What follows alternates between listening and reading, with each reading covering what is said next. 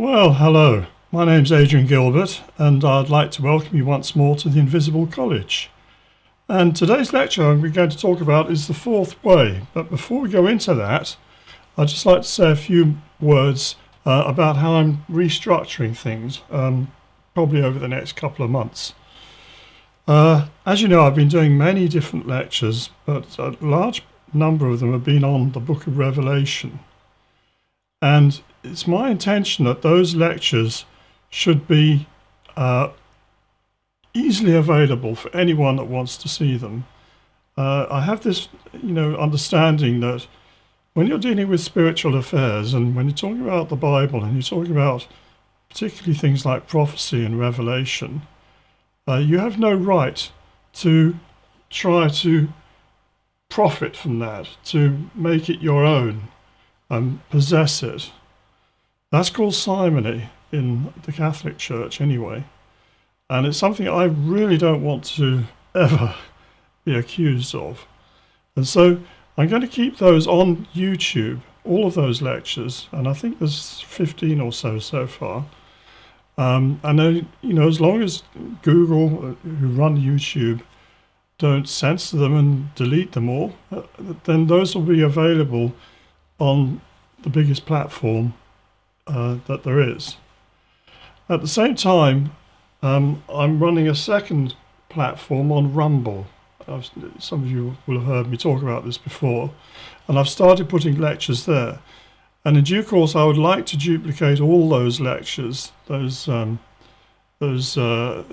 of Revelation lectures on there as well. But that would be, that's going to take time. It takes the best part of a day for me to upload an hour-long lecture. We've got a very slow internet where I live, so it's not an easy proposition. But I'm also doing these other lectures which are to do with self-development, and I'm going to relaunch the college. And what I intend to do is to make those lectures only available to members of the college. Now, I haven't got any intent to start charging for that yet, but that may happen in the future. So I want you to be aware that there is this difference between what I consider to be service to the prophetic situation we find ourselves in, and my own work. Like you or anyone else, I have to work for my living. I've written books. You can see some of them behind me here. But I need to start finding a way of making these lectures pay for themselves. And I'm looking into how I can do that. And maybe it just simply be through Patreon and that sort of method of perhaps voluntary donations or something of that sort. So I hate talking about that kind of thing, but it has to be said at some point, because I can't carry on doing everything I do, without any kind of recompense. It's just not really feasible, and it stops me growing the channel the way I would like to. Anyway, enough on that. Present lecture is called The Fourth Way. Now, where does that title come from? Well, it comes from a guy called Gurdjieff, who lived in the latter part of the 19th century and the first half of the 20th century. And he was quite a mystic and a teacher of esotericism. Now, we've discussed him a little bit in the last lecture, and I'm going to say a few more things. Now, that's not because I'm a follower of Gurdjieff, but he does have some very interesting things to say. We're actually, in this lecture, we're going to look at three different strands of teaching from three different teachers. There's this man Gurdjieff here. There's also Carl Jung, that I'm sure many of you have heard of. And there's an English, he wasn't an aristocrat, he was a knight called Robert Flood, who lived in Kent and who was a great mystic and esotericist who lived in the 17th century And we're going to compare some of what he had to say with what Gurdjieff had to say and with what Jung had to say. So you see that there is a broad spectrum that has a longer tradition. It actually goes way back before flood. But we're going to see that there is actually a tradition where these ideas come from. Anyway, let's start with what Gurdjieff had to say. He claimed that people fall into three categories depending on which center dominates. You could be a thinking center person, which means you're pretty much centered in your head. You could be an emotional centered person, which means your center of gravity is in your heart. Or you could be a moving centered person, in which case your center of gravity is your body, your physical existence. And those lead to three different pathways for self-development. Now, Gurdjieff, he defined these three types of men and differentiated them according to which center was dominant in them. So we have man number one, whose moving center dominated, man number two, whose emotional center dominated, and man number three, whose thinking center dominated. But he also introduced a fourth type, which he called the sly man. Now we're going to come back to that in a little bit. But let's start with man number one. So man number one develops himself by struggling with his physical body, and he endures pain and torment as he forces it to obey his will. He may do this through lifting weights and turning into a Hulk like Arnie in his prime. I'm sure you all recognise Arnold Schwarzenegger, Conan the Barbarian. Yes, so the idea is that each man, in order to develop something in yourself, you have to introduce some kind of struggle and push yourself beyond your limits in some direction. So the first way is through the physical body. And we see that with not just a strong man like Arnie, but also with many athletes. You know, people who, for example, you go on the Tour de France, I mean, you're going to have to push yourself very hard for that. Or to become top tennis champion, you know, you've got to really practice hard. You've got to develop physically, your mental, you know, there's training involved. All of that will crystallize a certain something in you that makes you something more than you were before. And we'll come to what that is in later lectures. So we have Arnie here, but there's also an alternative way that man number one can develop. Can achieve mastery over his body by torturing it into submission. And this is the way of the fakir, who's able to even comfortably sleep on a bed of nails, walking through fire or keeping his arm raised above his head permanently. And you'll find those people in India. I don't know that they're so common in the West. Perhaps there are a few, but mainly in India is where you would expect to find fakirs, as they're called, and they too, they will develop a certain something. Unfortunately, these techniques can lead to crystallization of a subtle body, but it will be without mental or emotional development. And you see, that's the thing. If you follow this physical path, you know, with determination, you will develop something. Something will crystallize in you that will live after your death. We'll go into what that's all about later. But you'll do it without any kind of mental development or emotional development. So you will be really just a, I don't know, a machine, I suppose, would be the nearest thing to say. You have the will, you have the development and the power of having overcome your body, but you haven't developed your mind and your emotions, which are also needed. Now, man number two, he seeks development through the emotional center. He cultivates his emotions of love and peace to the point where he's able to transcend this world. We have here the case of St. Francis of Assisi, and his emotional identification with the suffering of Jesus was so intense that he developed the stigmata, and in this rare condition, the person manifests the bleeding wounds of the crucifixion on his own body. It's extreme, but it does happen. Yeah, there are. I think Padre Pio was another one, Italian, who had this stigmata, where he had the holes in his hands and in his feet and the wound in the side and the suppurating and bleeding, because he's so identified with the suffering of Jesus on the cross that it kind of manifests in his own body. That's a very extreme example, but it does happen.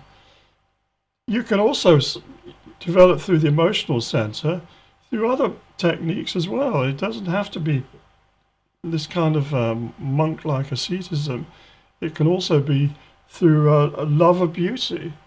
And a few, I won't say there are very many, but there are a few artists who've managed to transcend something through their connection with beauty and their love of it to make something special and to crystallize something in themselves as well. That does happen. So that's the way of man number two. But again, there is the problem that he might not be very physically developed and not mentally developed. So he can be, as Gurdjieff put it, a stupid saint. And that is another shortfall or shortcoming of this technique, which is that it leads to an unbalanced development. Sorry, Francis. So such saints also crystallize their subtle body, but without much knowledge. Their faith is all emotional. And I think, before I leave that slide, we see this very much, unfortunately, with the church today. That's one reason why I'm quite skeptical about the church, is that it's all emotionally based. It's all about, feeling, having faith through your feelings. And that's great. But where's the mind gone? There's been this separation, and particularly in Western culture, between heart and mind. People of the mind tend to all go into science and trying to find a way that way. They lose the emotional connection. And similarly, the people with the emotional connection, they believe they don't really need to think about it. Faith is enough. Just have faith. Blind faith will take you there. Well, it will to some extent, but it's much better if you develop in a more balanced fashion. So I mentioned the scientist. Man number 3 seeks enlightenment through philosophy, and scientists are generally of this disposition. A classic example is Sir Isaac Newton. You can see his picture there on the, I forget which banknote it was now. Was it £5 note? I forget now. Who was not only researched many aspects of science and mathematics, but also the Bible. The most intense intellectual of his age, he is in many respects the father of modern science. However, his overriding interest was the book of Revelation, which he sought to unlock using his mind. Now, you've probably heard of Sir Isaac Newton, his laws of motion, using the prism to split light. And the first one, I think, to sort of understand that white light was made of a collection of colours, because you could put another prism there and bring it back together again, it comes back to white. So he was the first person to do that, and he's discovered gravity, the falling apple, and he developed the theory that gravity is the attraction between one body for another, and he worked out all sorts of things like that. He developed the calculus, which is the bane of every schoolboy's life, every schoolgirl as well, I imagine, dx by dy and all of that. He's the guy who did that. It was a major tool in mathematics. So he's an all-round really, really clever guy. And in many respects, the father of science. I don't say he was the first scientist, but he was the one that kind of brought it together and made it into something which propelled us into the modern age. But he was also studying the book of Revelation. That wasn't the only book he studied in the Bible, but he actually wrote treatises on this and worked out when he thought the end of the world was going to be. I think it's something like 2060, something of that sort. Not necessarily correct, but that was a major interest for him. He was also into alchemy. So this guy was using his mind, focusing it all the time, trying to learn more and more about where he lived, what the environment of this planet is, the laws that govern it, but also the laws of God and the laws of wisdom that are contained in the Bible.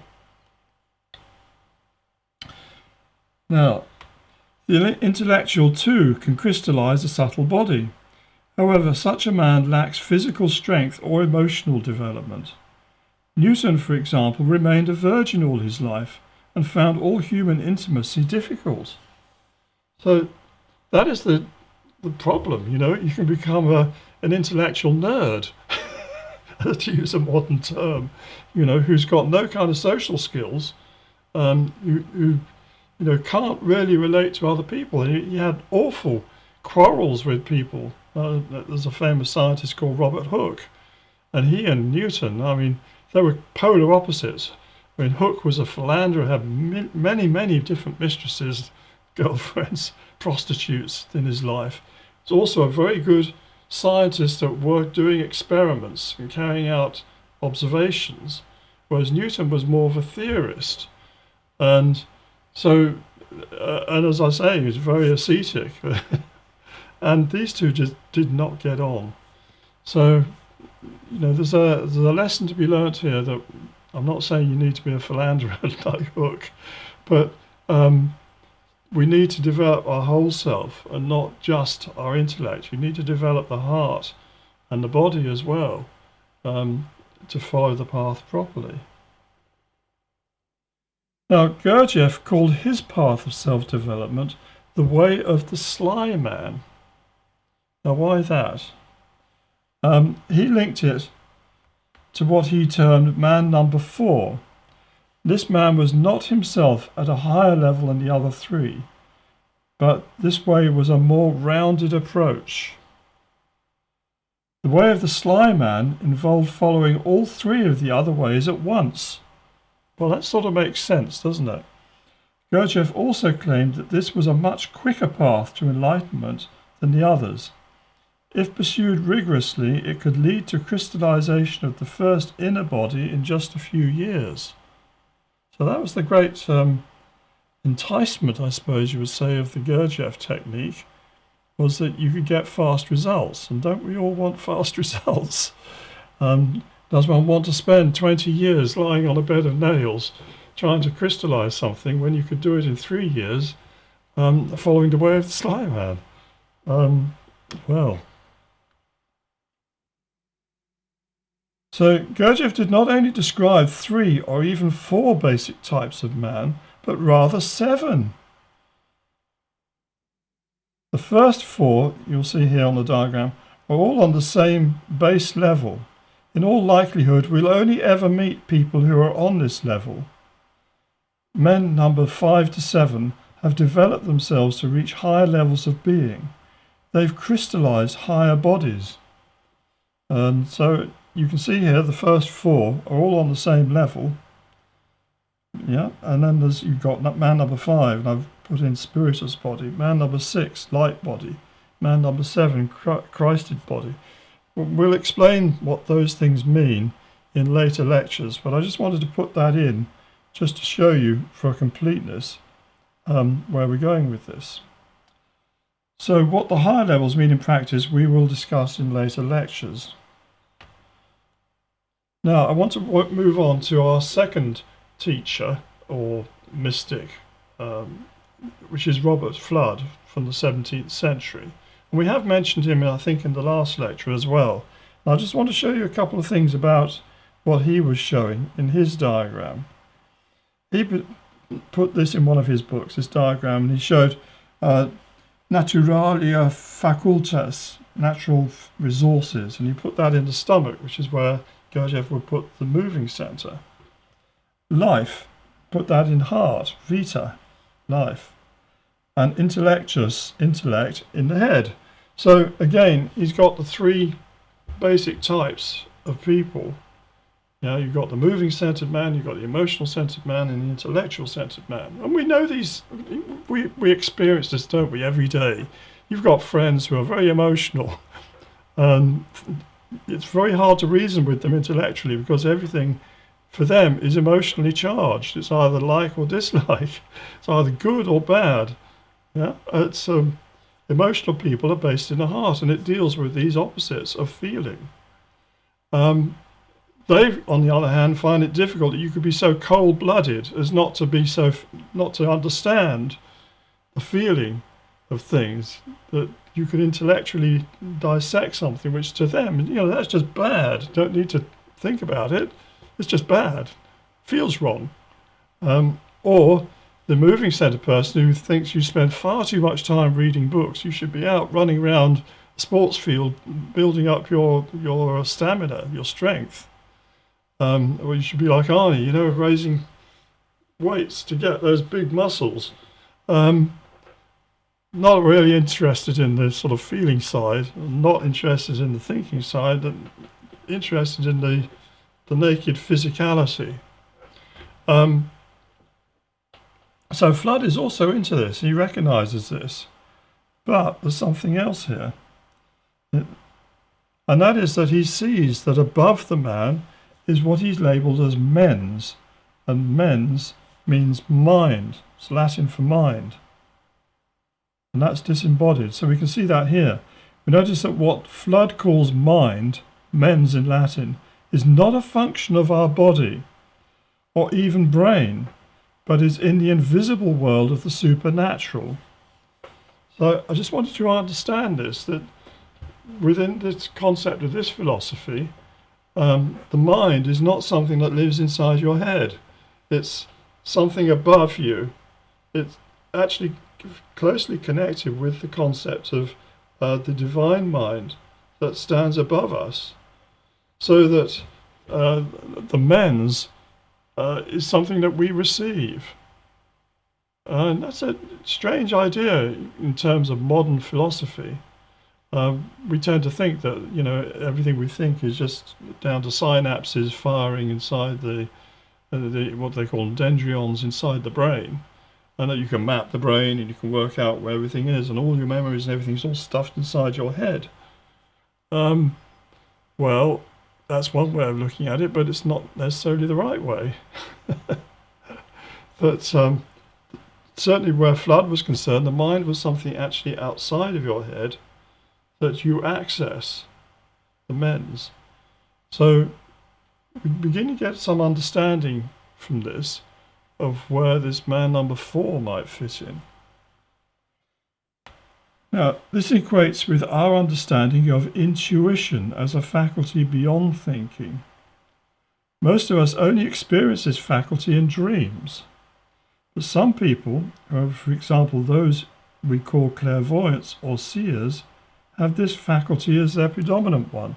So I want you to see this, that there is beyond, the intellect is what we think with, consciously. We read things in the book, we do mathematics, we work out equations, we calculate things, we measure things.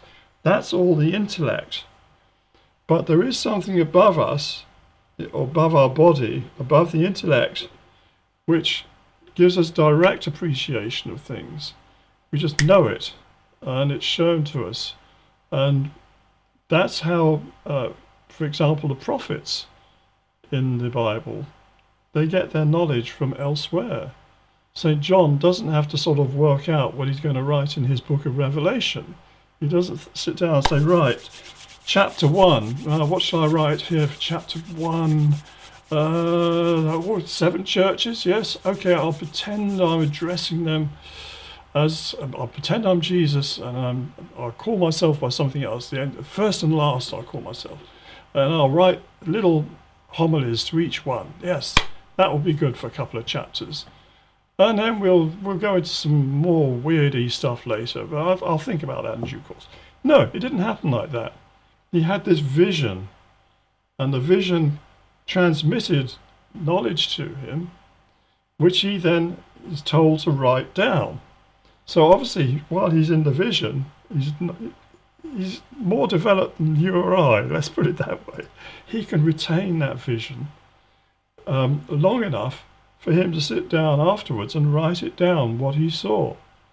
So that's kind of the way that prophets work, that they see the future, or they see some great teaching, or sometimes mixed together, which is what we get with the revelation, and they write it down. They receive it intuitively. It comes to them from beyond them. It comes to them from the men's, or even the higher men's, the mind of God, the mind of the sovereignty, as it's called in the Hermetica. We might talk about that sometime. So this is kind of how the fourth way person is going to work, we might suspect. He's going to be a sly man. He's going to be guided. Now, unless they take steps to develop their other faculties too, this may be a disadvantage. Now, let me just say, I'm talking here about intuitive people, and we do know intuitive people. I know intuitive people. I'm a bit that way myself. But I've met people who are really good clairvoyants, who can actually predict the future with amazing accuracy.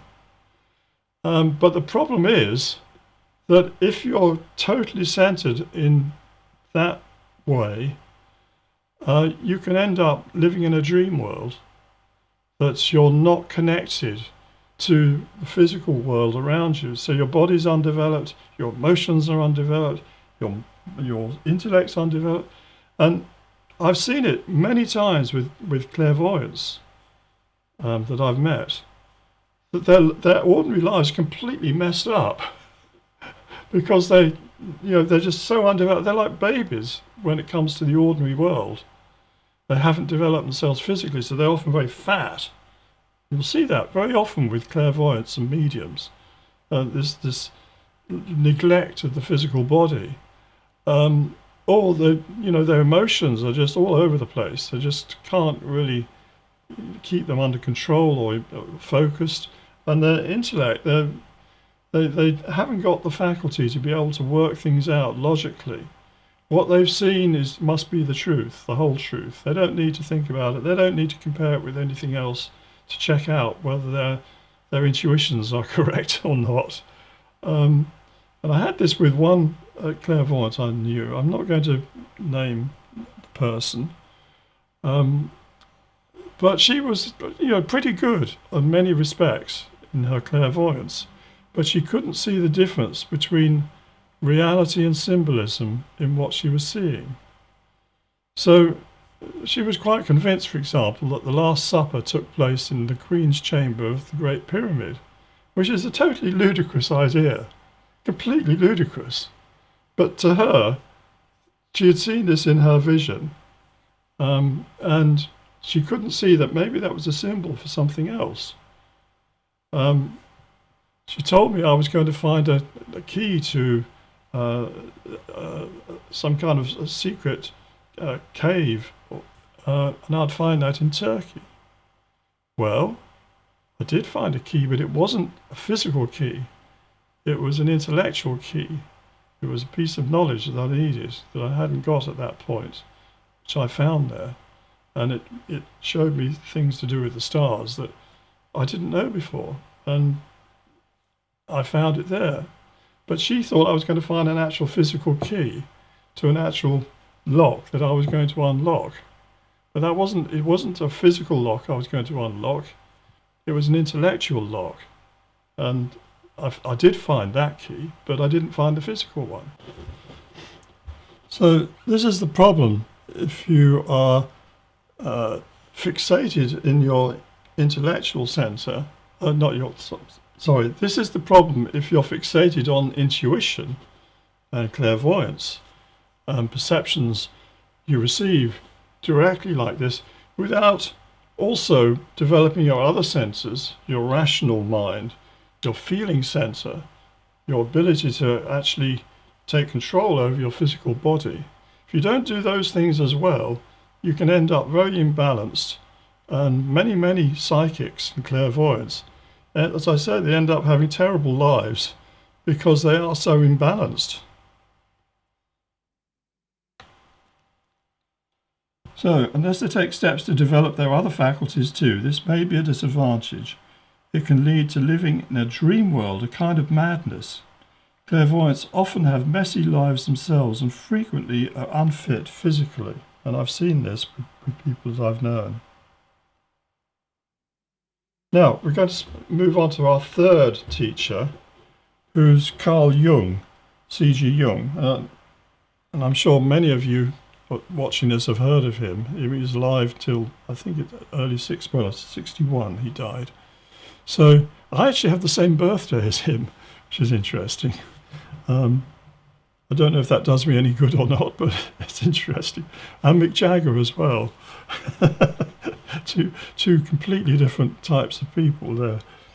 Anyway, Jung, I think is the most interesting person to come out of the world of psychology. And his techniques of depth psychology I've actually put into practice myself. I read all his books that I could get my hands on back in the 1980s, and I worked on my dreams, and I, recorded dreams, whole sequences of dreams. And you will see, if you do that, how certain themes develop in your dream, sort of guiding you and showing you things that just the one dream wouldn't. And then I was, even drawing, making paintings based on my dreams, which is something else he teaches. So I have studied Jung to some depth. I mean, I'm not a psychologist, but in my amateur way, I have studied him to some depth. And he's got some very interesting things to say. So let's go on with this. So Jung also recognized that there were 4 faculties used by human beings to interpret the world around them. These made up 4 faculties. The first was sensation, which is predominant in man number 1. Well, I think we can all agree with that. We sense through our bodies. All our senses are based in our physical bodies. And that's how man number 1 approaches the world. And the second was feeling, which predominant in man number 2, into man number 2. Well, yes, the feeling person, they're not really concerned about, how things smell or what they're seeing. They're concerned about how they feel about something. Do I like it or don't I like it? Do I like this person? No, I hate them. They're horrible. They're really mean and really nasty person. Yeah, they're not judging by the mind. They're judging by the feeling that things give them. And it's a completely different way of approach from the third person, who's the thinking person, who in some ways is very often detached from feeling about anything. Yes, of course, we all have all of these senses, and so we will all feel things at some time or other, and we will all, we'll all use our minds. I mean, I'm not saying that feeling people have no mind. Of course they do. They use their intellect. They learn how to read and write. They can do arithmetic and they can do all these other things, but they're not centered in that. They're centered in their feelings and their emotions. And then the fourth person was, of course, the intuition predominance, which is man number 4. Now, Jung had some very interesting things to say on this. And he constructed a diagram with these faculties arranged on a wheel. And the wheel was half in the conscious world and half in the unconscious. So before I go on, you have to understand that a lot of what psychology is about is a sense that we're only conscious of a portion of what of our being. There's an awful lot that goes on with us unconsciously. And this actually happens to us individually, but also collectively. And Jung, you've probably heard of Jung's idea or his concept of the archetypes. And there are personal archetypes and there's collective archetypes. And some of these archetypes are he gave names to them, like the shadow, for instance. And the shadow represents the dark side of ourself that we can't actually see because it's unconscious. So we think we're a lovely, charming, wonderful person, but other people can also see our shadow side. They can see our weaknesses. Yeah, they can see that yes, he might be lovely in some respects, but he's awful in other things.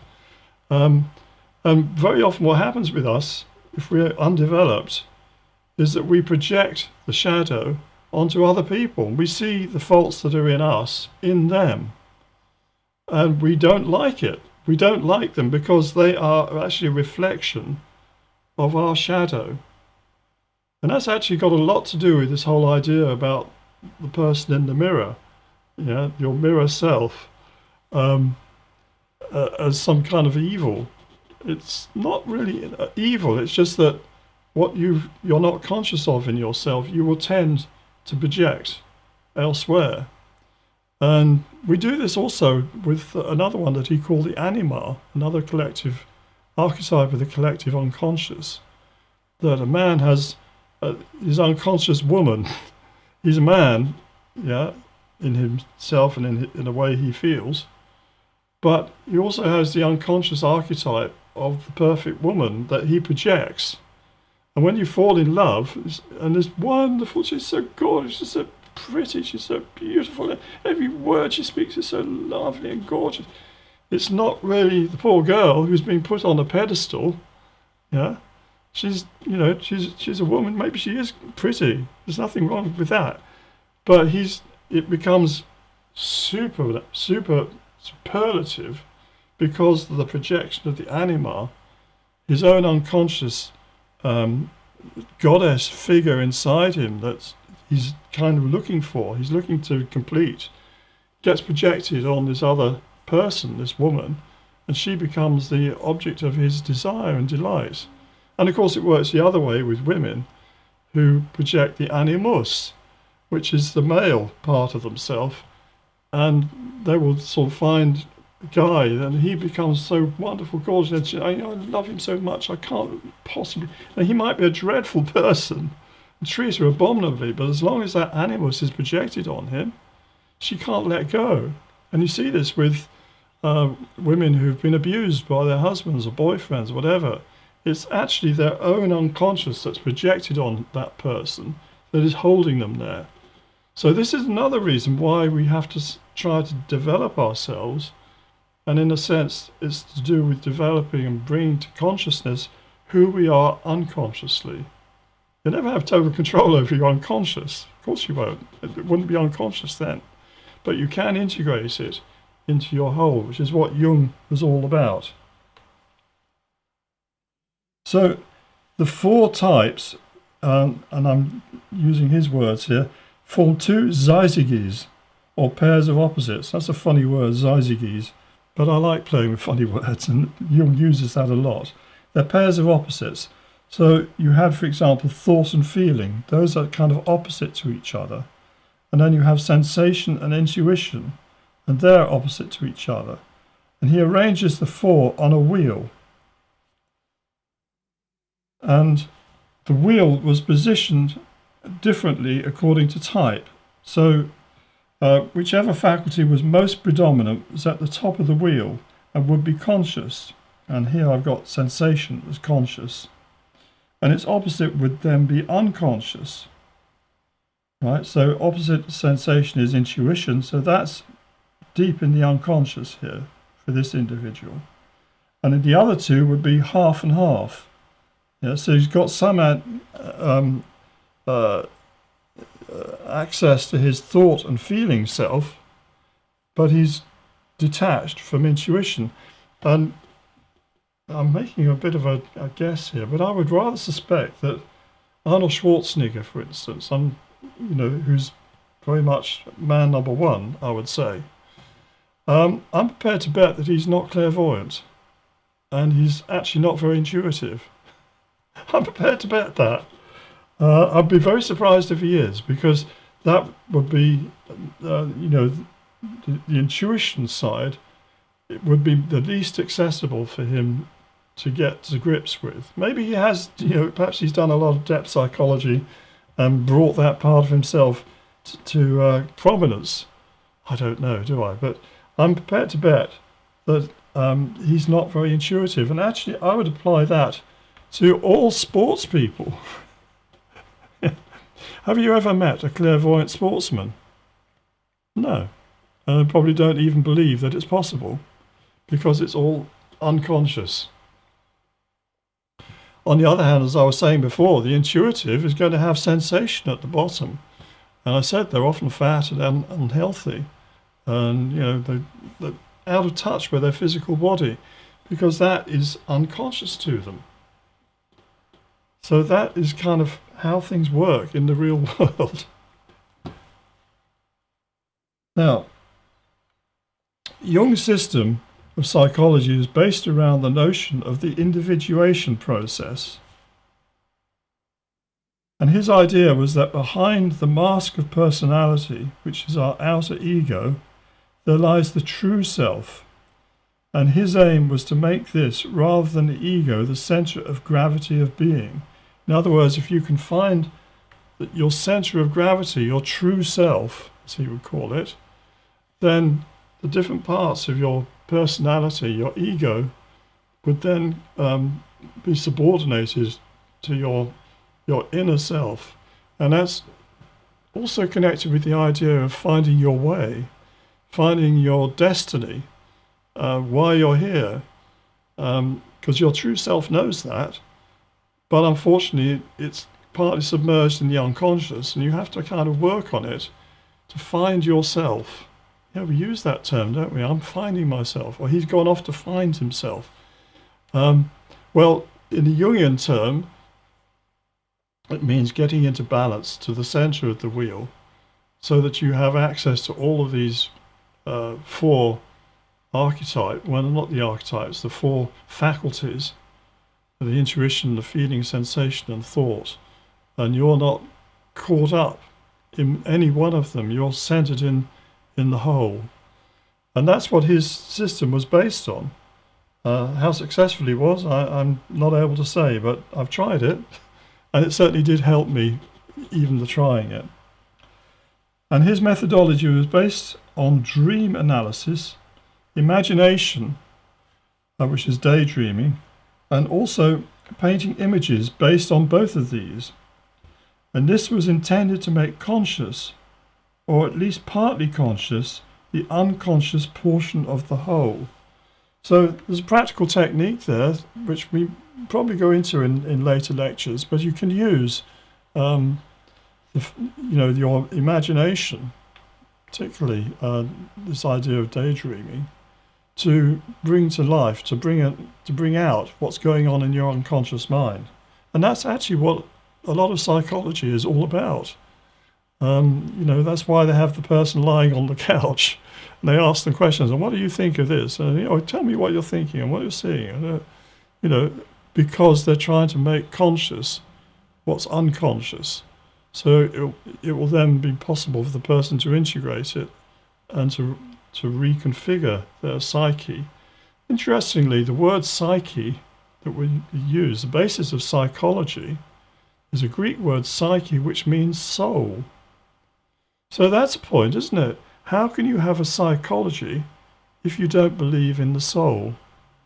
Because it's the study of the soul. The name says it. So the idea of an atheistic, physicalistic psychology is actually nonsense. It can't be, because it can't be a psychology if that's what you're doing. If you don't have a soul, you can't have a study of the soul. I just thought I'd drop that in as a by the by. So in this way, the four faculties of intuition, feeling, sensation, and thought could be reconciled and united together into one whole, the self. And this has many parallels with Gurdjieff's fourth way. Now, in the next lecture, we'll look into these subjects further, and we'll consider some of the practicalities involved in transformation. transformation is a word which, well, to transform something, you're trying to transform yourself from the base metal, the crude starting block, into something special, into something developed. And that's, what this whole process is all about, is transformation. Also, the connection between these ideas and what is called Esoteric Christianity. I'll just say a few words on that before I leave. I'm very much Christian, and I believe very much that that is the right way to follow, certainly for Western people. I think for everyone, really, but certainly for Western people, our culture is based around Christianity. And I was pointed in this direction a long time ago. I won't go into that now. I'll talk about that some other time. But there is plenty in the Christianity which is of the esoteric. It doesn't have to be just this, I like that, but I don't like that, which is the attitude of most of the high street churches that you're going to encounter, because they've lost the intellectual side